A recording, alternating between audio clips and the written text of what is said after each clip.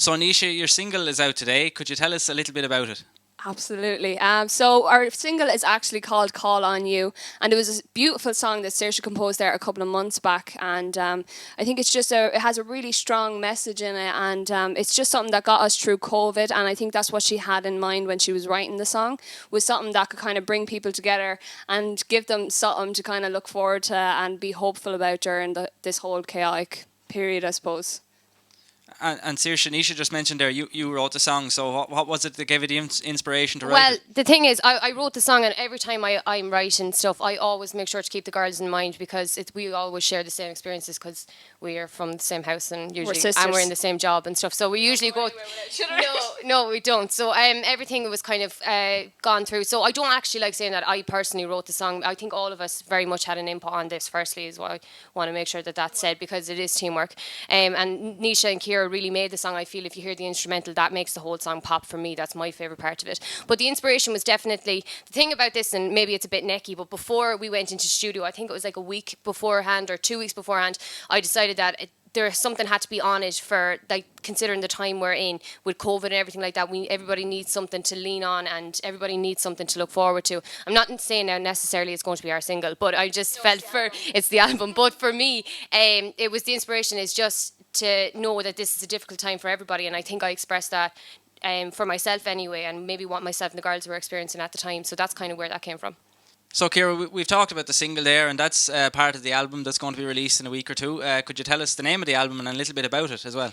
Yeah, Spiral is a 10-piece album made up of 5 original songs and 5 original tunes composed by all 3 of us. Yeah, and I don't think you mentioned that spiral, actually, the meaning behind that. If you've seen our logo, it is, of course, the spiral, which is one of the oldest Irish symbols. And this always dates back to before we decided to call ourselves Maca, and we really had intended on doing a serious image and decided exactly what kind of image and influence we wanted to give off, which is that we appreciate, of course, where we come from and, you know, that we are 3. But what the spiral is a symbol for as well, because when we picked it, it actually means about growth and stuff, and I think it was appropriate to call this album Spiral, seeing as it is kind of a big stage of growth for us because it's our first debut single, album as Maca. So I think it's kind of the perfect name and for it. I felt the way the songs and tunes came about, it happened so naturally. So you'd start off with 1 or 2 notes or even a few words of a line, and then the whole song just seemed to spiral, you know, into a song and then suddenly into an album as well. I know even watching Kira compose stuff,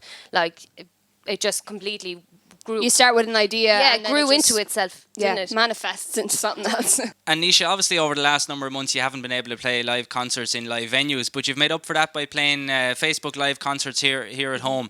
And you've obviously enjoyed them, I suppose, and gathered plenty of support along the way.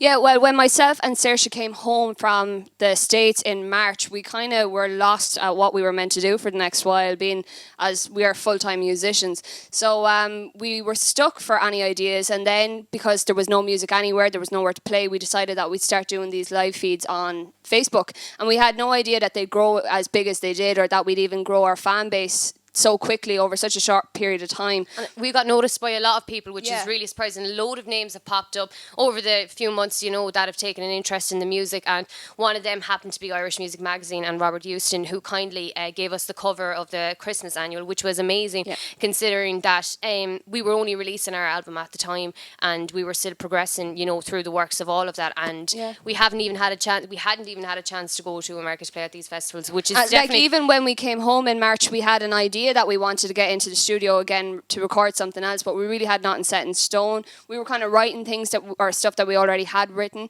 but like we didn't set out and make a plan. It was only when we started growing our fan base and everyone started joining us for the weekly live streams that there was more of a demand to hear more of our own music. So we decided that it would be the best opportunity to go ahead and try and actually, you know, bring it to life. And, So, Saoirse, we've heard one track.